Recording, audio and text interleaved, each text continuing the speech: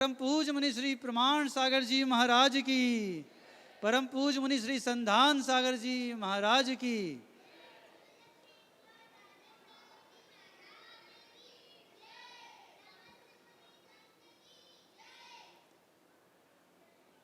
जो इधर उधर विचरण कर रहे हैं उनसे निवेदन है, अगर आप बैठ जाएं तो बहुत अच्छा रहेगा। समय अपना हो चुका है।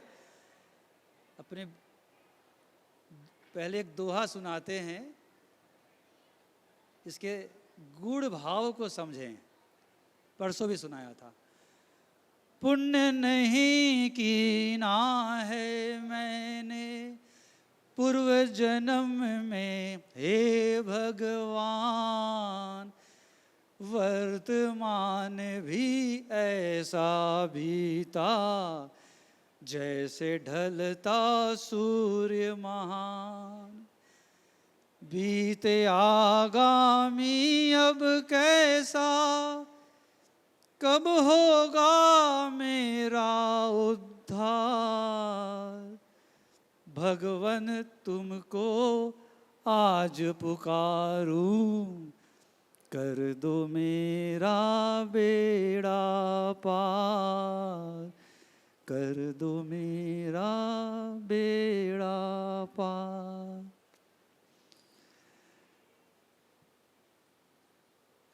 विगत 3 दिनों से छठ ढाला के विषय में हम लोगों ने बहुत कुछ पढ़ा, सुना, जाना। वैसे तो यह ग्रंथ आप लोगों ने पहले पढ़े भी होंगे और जानते भी होंगे। क्यों, कोई नई बात हमने बताई क्या इसमें?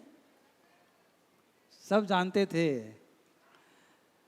देखो, भूल गए और याद रखना चाहते हैं, ये 2 चीज़ है।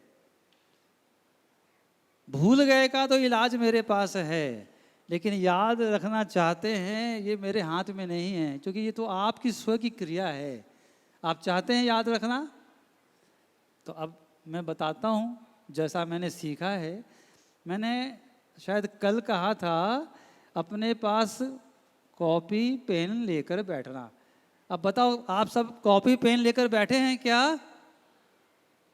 हाँ तो उठाओ, देख तो ले कौन सुना है हमारी बात को और कौन मान रहा है। क्यों बच्चे लोग? अब आप बताओ, आप बोले भूल गए। एक पाठ ही तो आप लोग हो नहीं कि आपको एक बार में याद रह जाए, और आप चाहते हो याद रहे, तब उसको लिख लो। ये मैं जो करता हूँ सो बोल रहा हूँ, ऐसी बात भी नहीं कर रहा हूँ कि जो असंभव हो। चूंकि मैं कर रहा हूँ तो मैं मानता हूँ कि यहाँ बैठा हर व्यक्ति कर सकता है, ये तो पक्की बात है। यदि मैं कर रहा हूँ तो आप कॉपी पेन लेके बैठें, और जो बात आपको बहुत अच्छी लगी, दिल को छुआ, इस बात को मैं फिर से बोलना चाहता हूँ। लिखना, क्या लिखना? आज के लिए नहीं बोल रहा हूँ मैं, ये आप अपनी आदत में डाल लें। आप पूरी प्रवचन लिखेंगे तो यकीन मानो, मैंने बहुत सी कॉपियाँ मैंने स्वयं ने भरी है, और शायद ही कभी मैं पलट के देखा हूँ। कभी कभी देखा भी, ऐसा नहीं कहूँगा, लेकिन वो प्रैक्टिकली पलटाया नहीं जाता है। क्यों ऐसा हुआ? क्योंकि आप तो पूरी थीसिस लिख रहे हैं, मैं कुछ और कह रहा हूँ। ये मेरे पास कॉपी है, आपको दिख रहा है? पिछले 55 वसंत ऋतुओं में जितना मैंने सीखा है वो इसके अंदर है। इससे मैं ज़्यादा मैं जानने की इच्छा रखता हूँ। अब मैं इस शब्द फिर से बोल रहा हूँ, इच्छा रखता हूँ। क्यों? कि गुरुओं ने कहा एक चरण हो नित पढ़े। कितना बोला? एक चरण हो नित पढ़े, तो काटे अज्ञान, और पनिहारी की नेज से सहज कटे पाषाण। क्या समझा आपने? जो सिल पर पड़त निशान आपने बचपन में सुने होंगे ना, ये वही चीज है। एक चरण, एक लाइन यदि आप रोज पढ़ेंगे तो क्या होगा? वो आपकी स्मृति में बैठेगा, और जब वैसी स्थिति बनेगी तब आप उसका प्रयोग करेंगे। आप मानो मेरी बात को। एक चरण कोई सा, अब किसके क्या चरण होंगे ये अलग अलग, क्योंकि हर आदमी भगवान सिद्ध भगवान हुए अलग अलग उनकी अपेक्षाएं से वर्णन होता है। वैराग्य होता है तीर्थंकरों को, तो आप देखना किसी के बादल से हुआ, किसी का किसी से हुआ, एक तो है नहीं। ये क्या बता रहा है कि बातें तो सब एक है और सब एक से बढ़कर एक है, लेकिन कौन सी बात किसको छू जाए ये वह व्यक्ति जानता है। मैंने ऐसा कुछ 13 पंक्ति 13 सूत्र का एक संकलन किया जो प्रवचन में सुनते थे, और उस 13 सूत्र को कोई आता है तो मैं उसको दे देता हूँ, हाँ भैया ये 13 बात पढ़ो, लेकिन 13 को नहीं उतारना है, मात्र एक को उतारना है। उन 13 में से कितने को उतारना है? और जो व्यक्ति एक को उतारने की इच्छा रखता है और उतारने का जो तरीका मैं बताता हूँ वो करता है, तो वो आकर जरूर बोलता है महाराज जी परिवर्तन आया है। तो आज अपन ये काम आज से अभी से शुरू करें कि जो हमें बात अच्छी लगी उसको नोट करेंगे। माने आप एक प्रवचन में यदि एक बात भी नोट करें तो कम नहीं है, आप ये मानना, एक बात। तो अभी पिछले 3 दिनों के 3 बात आप बताओ, कोई बता सकता है कि कोई ऐसी बात जो उनके दिल को छुई हो? कौन बच्चे बताना चाहेंगे? एक चीज जो आपको लगा ये ऐसा हमें करना चाहिए। अब दोहा बोले अच्छा लगता है तो उसको लिखना पड़ेगा, अब तो आप भूल गए। आपको यदि एक लाइन याद हो गई, मोह महामद पियो अनादि भूल आपको भरमत बादी, ये अपने आप में पर्याप्त है केवल ज्ञान दिलाने में। समझो, आप ऐसा नहीं सोच रहा महाराज जी पता नहीं बोल रहे सही कि नहीं। अभी वो दोहा सुनाया ना, एक चरण नित पढ़े, एक बात उतार लिया। रत्नकर शावकाचार्य में 150 गाथाएं हैं, 150 श्लोक हैं, पर उसकी एक चरण जो दिल में बैठी है और प्रतिपल उतारने की कोशिश करता हूँ, जिसको मैं कह रहा हूँ, उसका एक चरण है राग द्वेष निवृत्त्यै चरणम प्रतिपद्यते साधु। क्या बोला मैंने? राग द्वेष निवृत्त्यै चरणम प्रतिपद्यते साधु। मतलब क्या हुआ? मैं साधु क्यों बना हूं? आप व्रती क्यों बने हो? महाव्रती क्यों बने हो? कि मेरा राग द्वेष समाप्त हो जाए। अब हम आपके सामने बैठे हैं तो आप तो बोलेंगे महाराज जी आपको राग द्वेष तो है ही नहीं। ये जो श्लोक पढ़ा हमने ये क्या कह रहा है?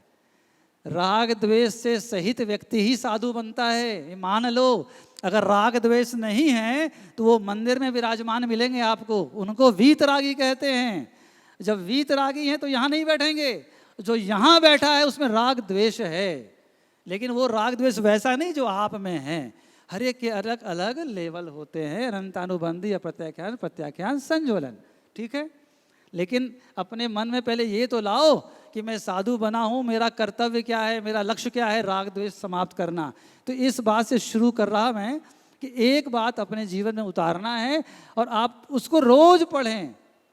अगर आपके जीवन में एक सूत्र है उसी को रोज पढ़ें, अगर ज़्यादा नहीं भी है तो। मैं एक चीज़ और बताता हूँ, विषय से थोड़ा विषयांतर जरूर है लेकिन आपके काम आएगा।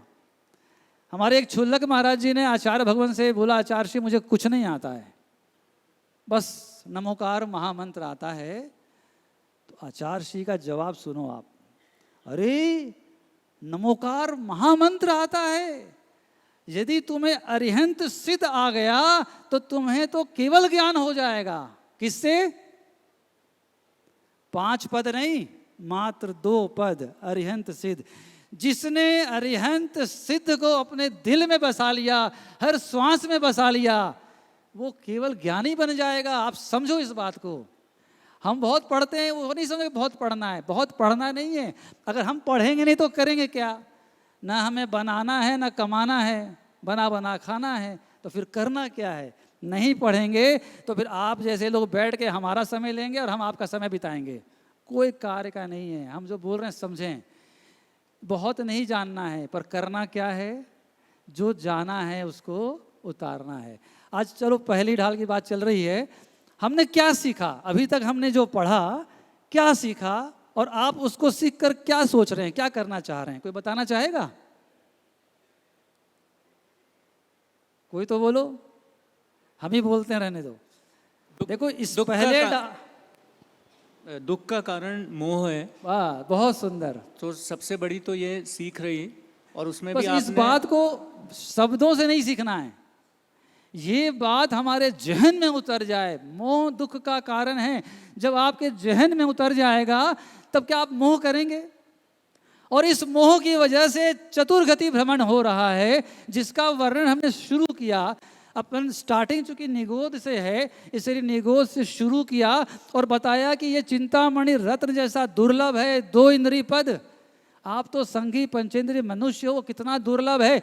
यदि इस बात का आपको आभास होगा, मैं सच कहता हूं, आप कांप जाओगे। आप इधर उधर की बातों में अपना समय व्यर्थ नहीं करोगे। आपके पास कागज का 100 का नोट होता है, उसको बहुत संभाल के रखते हो। इसलिए रखते हैं कि आपको 100 रुपए की नोट की कीमत समझ में आ रही है।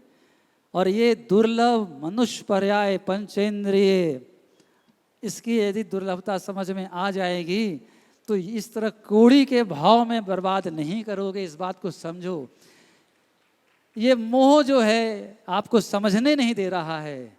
अब क्या करें? तो गुरु कहते हैं पूरा रास्ता ये 6 डाला एक एक करके बता रहा है। दुख का कारण, चारों गति का भ्रमण, फिर आपको बताएगा कि क्या छोड़ो, मिथ्यात्व छोड़ो, सम्यक्त धारो, व्रती बनो। जब व्रती वही बनता है जिसके कषाय की मंदता होती है, वरना नहीं होता है। आगम में आता है द्विस्थानी जब होगा ना तभी वो सुनेगा, तो सुनना ही अच्छा नहीं लगेगा उसको। यहाँ बहुत लोग हैं, अनाउंसमेंट हुआ था 5 बजे आना है। जिसको यदि डर होगा ना और ये लगेगा कि हर मेरे एक एक श्वास बीत रहा है, एक श्वास भी अपना आप ज़्यादा नहीं कर सकोगे, जितना लेके आए हो कम भले हो जाए, तो वो व्यक्ति यहाँ 5 बजे मिलता। समझे इस बात को? क्योंकि आपने सोचा वही तो बात है, क्या है, सब हम पढ़े हुए हैं, सब जानते हैं, वही मोह की बातें होगी। ठीक है, इसमें क्या है? क्योंकि ये शब्द ज्ञान आपके पास है। क्यों बोला जाता है बार बार पढ़ो, बार बार पढ़ो? आगम में स्वाध्याय के 5 तरीके बताए, उसमें अनुप्रेक्षा बताया। क्यों बताया? क्यों कहा जाता है 12 भावना को बार बार बोलो? क्योंकि आप एक बार 12 भावना शब्दों से कर रहे हैं तो शायद उसके मर्म को नहीं समझ पाएंगे, लेकिन धीरे धीरे धीरे धीरे पता नहीं वो कौन सी घड़ी आ जाएगी और कौन से बात आपके दिल को लग जाएगा और आप में वैराग्य प्रस्फुटित हो जाएगा। इसीलिए कहते हैं बार बार पढ़ो। तो हम आपसे यही कहना चाहेंगे, ये मत देखो कितना विषय कवर किया, इतनी सी बात समझ में आ गई कि मोह हमारे संसार भ्रमण का कारण है और इसे छोड़ना है। और छोड़ने के लिए पूर्व, जैसे कोई व्यक्ति है पानी में डूब गया, तैरना नहीं आता है, तो क्या वो हाथ पर हाथ धर के बैठ जाता है? अंतिम श्वास तक स्ट्रगल करता है। भले तैरना नहीं आता है पर हाथ चलाएगा, पैर चलाएगा, उसकी जितनी शक्ति है उसका पूरा उपयोग करेगा, अंतिम श्वास तक लड़ेगा, जूझेगा, या तो बाहर निकल जाएगा या ओम नमः हो जाएगा, लेकिन पूरी कोशिश करेगा। तो हम यही कहना चाह रहे हैं, क्या आपका होगा पता नहीं, पर हम अपने ओर से इस मनुष्य पर्याय का एक एक पल धर्म ध्यान में व्यतीत करेंगे, इधर उधर की बातों में नहीं करेंगे। यहाँ बच्चे तो बेचारे 2-4 दिख रहे हैं, बाकी तो सब सीनियर सिटीजन की ओर हैं। इसलिए अब आपने जितना करना था कर लिया, अब क्या करें इसे सोचें। तो इस प्रथम ढाल में 2 बातें मोह के विषय में बताया और चतुर्गति में भ्रमण अनंतों बार किया है। अभी एक भाई आए थे, बोले महाराज जी कल आपने कुछ वनस्पति के बारे में बताया था, सब प्रतिष्ठित, उसको कृपया फिर से बता दें। तो मैंने सोचा उनको अलग से बता सकता था उस समय, लेकिन ये विषय वास्तव में समझने का है, इसलिए मैं सबको बोलता हूँ इस विषय को समझें आप। वनस्पति सब समझते हैं, अपन आलू प्याज नहीं खाते हैं ये भी समझते हैं, लेकिन थोड़ा सा इसमें समझना क्या है। वनस्पति के 2 भेद किया, एक साधारण वनस्पति, एक प्रत्येक वनस्पति। ये साधारण वनस्पति शब्द से वनस्पति लग रहा है, पर ये क्या है? ये निगोदिया जीव है। साधारण वनस्पति क्या है? निगोदिया जीव है। और निगोद हमने कल बताया था, निगोद किसे कहते हैं? जिसमें शरीर एक हो और उस शरीर का मालिक कितने हो? अनंत हो, उसको निगोदिया जीव कहते हैं। वो साधारण शरीर है। साधारण का मतलब है सामान्य। सामान्य मतलब एक साथ जन्मेंगे, एक साथ मरेंगे, एक साथ श्वासोच्छ्वास करेंगे, हर का एक साथ। तो हमारी वनस्पति की बात खाने की जो चल रही है वो है प्रत्येक वनस्पति। अच्छे से समझें। अब उसके अंदर आपका लौकी भी आएगा। लौकी को बोलते हैं ना, समाधि मरण की औषधि है, सल्लेखना की दवा है ये लौकी। और दूसरा जिसे खाने को मना किया जाता है वो आलू प्याज। दोनों ही प्रत्येक वनस्पति है, इस बात को समझें। अब इसमें दो शब्द आता है, सप्रतिष्ठित, अप्रतिष्ठित। सप्रतिष्ठित प्रत्येक वनस्पति वो वनस्पति है कि प्रत्येक वनस्पति के आश्रय से निगोदिया जीव वहाँ रहते हैं। वनस्पति तो है प्रत्येक, लेकिन उसके आश्रय से कौन आ गया? साधारण वनस्पति, जिसे निगोदिया कहते हैं। अब वो चूंकि आ गया तो अब वो कहा जाता है भैया तुम्हारे खाने योग्य नहीं रहा। उसी में कौन कौन आ गए? आलू प्याज सब आ गए। और जिस बात का ध्यान मैं आप लोगों को ले जाना चाह रहा था वो अब मैं बोलना चाहता हूँ। आप लोग आलू प्याज से ऊपर उठ चुके हैं, पर एक भूल होती है सामान्य से। वो क्या है? आप लोग नीम के पत्ते का उपयोग करते हैं। नीम का पत्ता नीचे में थोड़ा बड़ा होता है और कोंपल ऊपर में लगती है जो छोटी होते हैं, और जो नीचे होता है वो थोड़ा कड़ा होता है, चबाओ तो पता चलेगा। तो आप क्या करते हैं? कोंपल तोड़ा जो मुलायम होता है और उसको उपयोग में लेते हैं। यही करते हैं कि और कुछ करते हैं? बोलो तो। मेरी बात समझ में आ रही है आप लोगों को? नहीं आ रही तो बोलो, हम दोबारा बोलेंगे या विषय बदल देंगे। ये आपका विषय है या ज्ञानता में आप क्या कर रहे हैं सो मैं बताना चाह रहा हूँ। अब बाजार भिंडी खरीदने जाते हैं। अब भिंडी खरीदते हैं तो क्या चेक करते हैं? उसको उलटते हैं, ऐसे तोड़ते हैं, और जो खिंचा होता है इसको ले आते हैं और बना देते हैं। अब मैं ये बताना चाह रहा हूँ, ये जो कोंपल है, मुलायम पत्ते हैं, यह सप्रतिष्ठित प्रत्येक वनस्पति है। उस नीम के पेड़ के ऊपर का पोर्शन सप्रतिष्ठित और नीचे का जो कड़ा है, बड़ा है, वो अप्रतिष्ठित। तो आप सप्रतिष्ठित खाओगे तो अनंत का एक जीव, ओम नमः, पाप लगेगा। तो नीम ही खाना हो तो कौन सा खाएंगे? उसके नीचे वाला, अगर खाना हो तो। बात समझ में आ रही है आप लोगों की? अब रही बात भिंडी, आलू तो इसलिए नहीं खाते हैं कि वो हमेशा सप्रतिष्ठित रहता है, वो अप्रतिष्ठित होता नहीं, इसलिए उसको मना किया जाता है। जमी कंद की ये विशेषता है। अब बात हुई भिंडी, जैसे भिंडी है, छोटे छोटे खीरा हैं, आदि आदि, जिसको खाने में शायद आपको स्वाद लगता होगा, पर होता क्या है, जो भिंडी आपने तोड़ा सहजता से टूट गया वो सप्रतिष्ठित है। जो भिंडी आपने तोड़ा उसके दो समान भाग हो गए वो सप्रतिष्ठित है। जो भिंडी तोड़ा जिसमें रस रस रस तार तार तार नहीं आ रहा है वो सप्रतिष्ठित है। और दूसरा जो भिंडी बड़ा है, तोड़ने में ऐसा है, खाने में वैसा है, वो अप्रतिष्ठित है। अब आप बताओ कौन सी भिंडी खाना चाहेंगे? स्वाद वाला या अप्रतिष्ठित? बताओ। क्या? स्वाद वाला। स्वाद वाला सप्रतिष्ठित है। सप्रतिष्ठित मतलब उसमें एक शरीर में अनंत जीव हैं। आप हमारी बात शायद समझ चुके होंगे, अब इसका विस्तार नहीं करेंगे। ये विवेक आप लगाएं, नहीं तो अनजाने में बहुत पाप हो जाता है। आलू तो छोड़ देते हो पर इन चीज़ों को आप उपयोग में लेते हैं। ठीक है, आगे बढ़ें।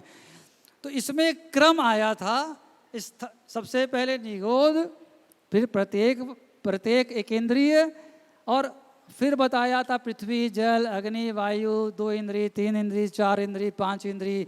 तो सवाल उठता है क्या यही क्रम से हमारा जन्म हुआ, हमारी वृद्धि, मतलब आगे संसार चला क्या? ऐसा मान्यता नहीं बैठाना। ये तो समझाने की दृष्टि से एक जनरल टर्म बता दिया गया कि ऐसा ऐसा क्रम हो सकता है, लेकिन ये क्रम हो ही जरूरी नहीं है। आपको शायद ज्ञात होगा भरत चक्रवर्ती के 923 पुत्र कहाँ से आए थे? नित्य निगोद से। 8 साल की उम्र तक मौन रहे, सम्यक दर्शन हुआ, मुनि बने, उसी भाव से मोक्ष गए। तो ये उनका तीव्र पुण्य था कि निगोद की वेदना तो सह लिए, पर ज़्यादा संसार भ्रमण, मतलब ज़्यादा मतलब हमारी अपेक्षा। तो ये क्रम ऐसा है, ठीक है। अब हम लोग बात कर रहे थे, हर इंद्रियों के दुख का वर्णन किया, पंचेंद्रिय में पहुँचे। पंचेंद्रिय में असैनी और सैनी, असंगी और संगी। तो हमने त्रियंश गति के असंगी का दुख समझा कि वो जब से कि वो असंगी रहता है तो दुखी होता है। अब संगी बन गया, संगी में मतलब शेर बन गया, क्रूर जीव बन गया। तब उसने क्या किया? निर्बल को खाया। तो खाने वाले हम बने हैं क्या कभी पहले? और हम कभी खाए गए हैं क्या पहले? क्यों भैया झांझरी जी, हमारी बात समझ में नहीं आ रही है आपको? हम क्या बोल रहे हैं समझ में आ रहा है? तो थोड़ा है, हाँ हाँ, बाद में समझा नहीं। तो हमारा ये कहना है, आपका रिस्पांस मिले तो हमें लगेगा कि मैं सही बात कर पा रहा हूँ। आपका रिस्पांस नहीं आया तो थोड़ा सा दोबारा मन पूछता है। अब मैं ये बोलना चाह रहा था कि हम खाए भी गए और खाए भी, कभी सबलनी हुए, कभी निर्बलनी बने। तो यहाँ छठा जो छंद था वहाँ तक हम लोग पढ़े थे। 7वां छंद शायद महाराज जी ने पढ़ा था क्या, या पढ़ लें? चलो। कब हो आप भयो बलहीन, सबलनी करी खायो अति दीन।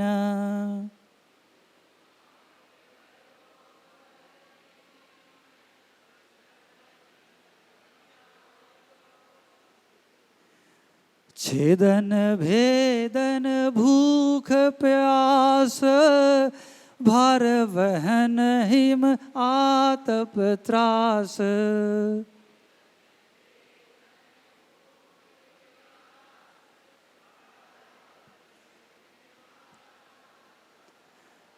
शायद महाराज जी ने इसका उच्चारण आदि कराया था, अर्थ बताया था, और अर्थ बहुत सिंपल है कि पहले तो बल वालों ने खाया, जब आप बलहीन बने तो सबलिए ने आपको खाया। ठीक है, अगला चलते हैं। बद बंधन आदिक दुख घने, कोटि जीव तय जात न बने।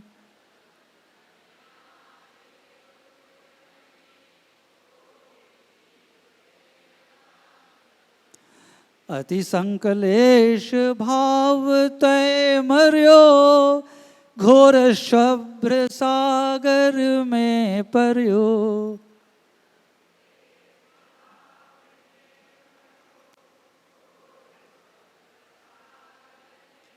ये भी हो गया था क्या? कल उच्चारण करेंगे। बद बंधन आदिक दुख घने, कोटि जीव तय जात न बने। अति संक्लेश भाव तय मर्यो, घोर शुभ्र सागर में पर्यो।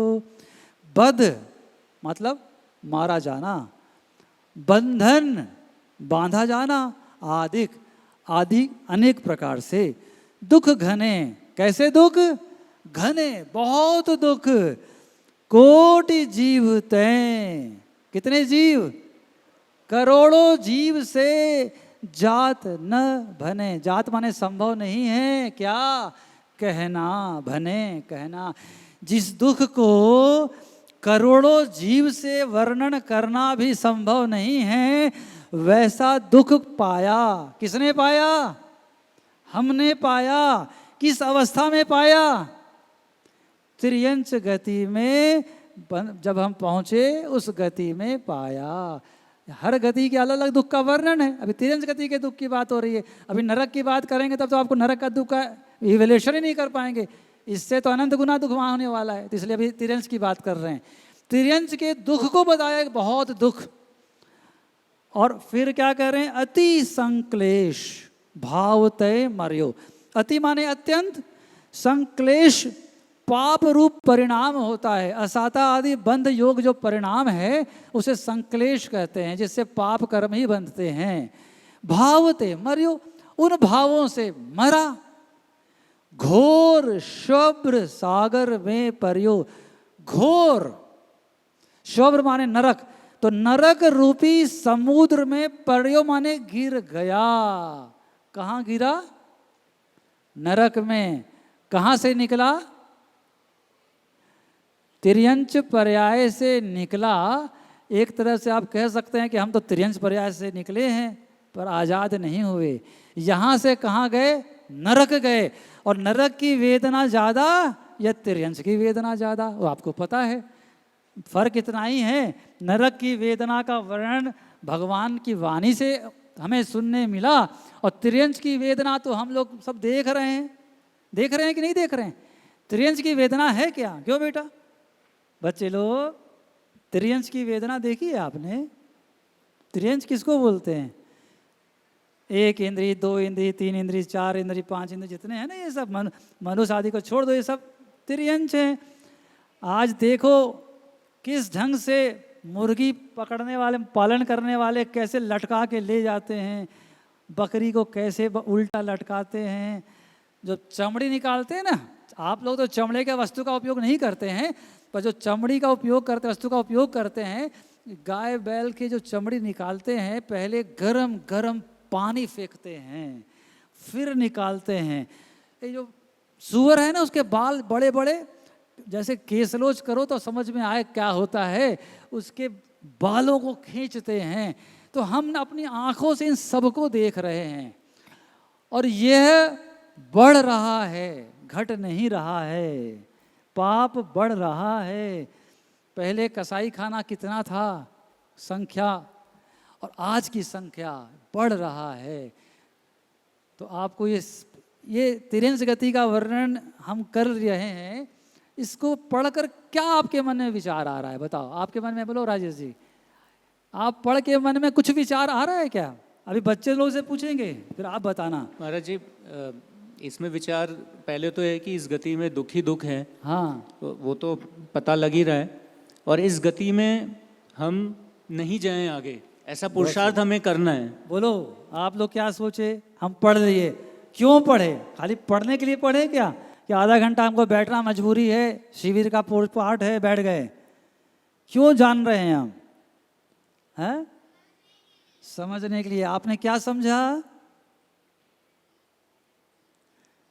तिर्यंच गति में बहुत दुख है, और ये सारे दुख हमने पाए हैं। इतने दुख हैं जिसका वर्णन करोड़ों जीवाओं से नहीं कर सकते, इतने दुख हैं। तो अब जान तो लिया, मान भी लिया, दिख रहा है तो। अब जान लिया, मान लिया, अब क्या करोगे? अब क्या करोगे बच्चों? उसके लिए क्या करोगे? हैं? सुधार के लिए क्या करोगे, सो तो बताओ। कोई बताना चाहेगा? चलो अभी समय निकल रहा है, हम ही उसको बता देते हैं। हम इस जानकारी का क्या करें? आप बता रहे हैं, मान लिए, देख रहे हैं, मान लिए, पर क्या करें? यदि आपको पुनः तिर्यंच रूप में दुख नहीं भोगना है, बाकी दुख की बात नहीं चल रही है, अभी तिर्यंच की चल रही है, संसार के दुख की बात भी नहीं कर रहा हूं, प्रिसाइजली तिर्यंच गति के दुख नहीं भोगने हैं, तो क्या करो? बोलो। बहुत सुंदर, बजा दो ताली भैया जोर से। तिर्यंच गति की आयु का बंद होने का सूत्र है, क्या पढ़ा था हमने तत्वार सूत्र में? माया तिर्यक योन्य। मायाचारी करने से तिर्यंच गति का बंद होता है। पक्का? या कुछ और भी है तरीका? माने बचने का है क्या? मायाचारी करें और तिर्यंच न बने, ऐसा है क्या? ये श्रद्धान है आपको कि मायाचारी करेंगे तो त्रियंच बनने की पूरी लाइसेंस मिल गई, और मायाचारी से बच गए तो शायद त्रियंच गति से बच गए। ठीक है, अब आप जान गए तो बच्चे लोग मायाचारी करोगे। मायाचारी किसको कहते हैं पता है आपको? माया नहीं, अभी धर्म के तीसरे दिन महाराज जी ने बड़े अच्छे से वर्णन किया था। उत्तम कौन सा धर्म? आर्जव धर्म। मन में हो सो वचन उचरिए, वचन होए सो तन सो करिए। जो यह काम करता है वो त्रियंच बनेगा क्या? बताओ।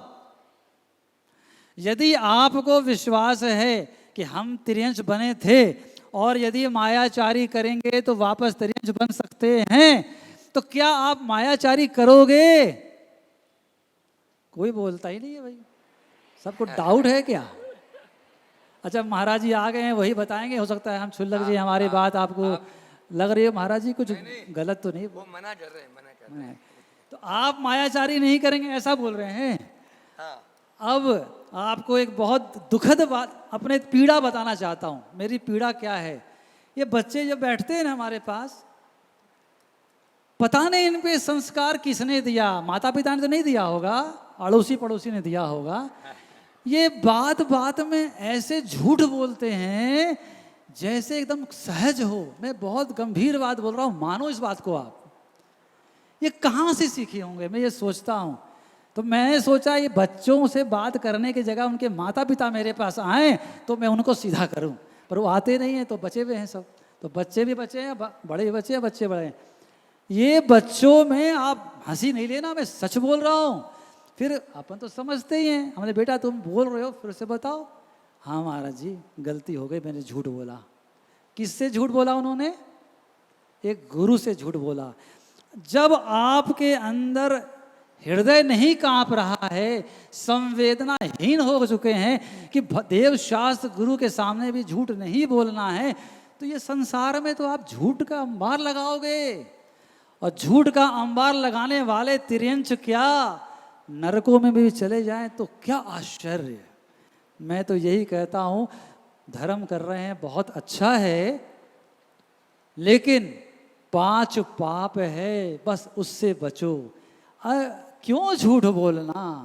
हो सकता है बच्चों सच बोलने से माता पिता एक थप्पड़ लगा दें, लेकिन याद रखना वो थप्पड़ तुम्हारे जीवन का निर्वाण कर देगा। नहीं तो वो गति होगी कि एक बच्चे ने चोरी की, माँ ने कुछ नहीं कहा, उल्टा प्रोत्साहन दिया और फांसी पे लटका। तब बच्चे ने अपनी माँ को कहा कि, और माँ का कान काटा, बोला माँ यदि तुमने पहला थप्पड़ मुझे लगा दिया होता जब मैं पेंसिल चोरी करके लाया था, तो आज मुझे फांसी नहीं लग रही होती। ये फांसी मुझे नहीं तुम्हें लगना चाहिए। तो हर माता पिता जिम्मेदार हैं। तो मैं अपनी बात को संक्षेप में करूँगा क्योंकि महाराज श्री आ चुके हैं, हमें उन्हें सुनना है। तो तिर्यंच गति तक का वर्णन हुआ है। यदि आप तिर्यंच नहीं बनना चाहते हैं तो एकदम दिल में उतार लो कि मन में हो सो वचन उचरिए, वचन हो सो तन सो करिए। बोले महाराज जी प्रैक्टिकल नहीं है, आप तो साधु बन के आपको पता नहीं है। तो भैया कोई झूठ बोलने से किसी की मृत्यु हो जाए वो तो झूठ समझ में आता है, पर बात बात पर झूठ बोलना कहाँ से समझ में आए? आप एक कोशिश तो करके देखो। 10 दिन में से 4 दिन मान लो पूतने पर है। हम तो कह रहे हैं इस 10 लक्षण धर्म के 6 दिन झूठ बोलना बंद करो। मैं बहुत बड़ी बात बोल रहा हूँ। बोले महाराज जी कौन झूठ बोलता है? आप जाने दो। इस 6 दिन आपको फोन कॉल आए, आप शिविर में हो, ऑफिस वाले को नहीं पता है, आप बोल देना मैं अभी धर्म ध्यान में हूँ, मैं अभी मेल नहीं पढ़ा। स्वीकारो तो सही, आपकी नौकरी नहीं जाएगी और धर्म का पालन करोगे। नहीं तो धर्म कर रहे हैं पर धर्म के स्वरूप को नहीं समझा और धर्म में भी अधर्म कर जाओगे। इसलिए मेरी ये भावना है, हम क्या सभी जीव सुखी हों, तिर्यंच क्या नरक में भी नहीं जाएं और हम सबको पंचम गति की प्राप्ति हो, ये भावना रखता हूँ। और इस भावना के साथ मैं अपनी बात परिपूर्ण करके निवेदन करता हूँ महाराज श्री आप अब इसमें गुड़ रहस्य को बताने की कृपा करें। नमोस्तु भगवान।